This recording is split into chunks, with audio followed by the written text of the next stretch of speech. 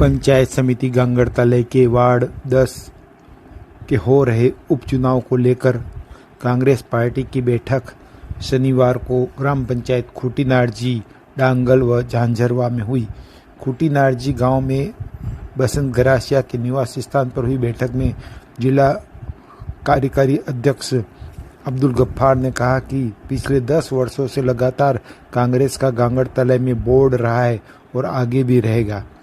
Block अध्यक्ष अर्जुन पाटीदार ने कहा कि जो पैनल कार्यकर्ताओं ने दिया है उसको जिला कांग्रेस कमेटी को भेज दिया गया है।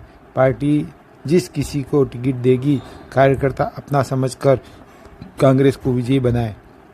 बैठक में जवान सिंह गरासिया, भगवान सिंह, छगन, फूलचंद, रूपचंद, प्रवीण गरासिया, वनीता लखमा उपस्थित रहे।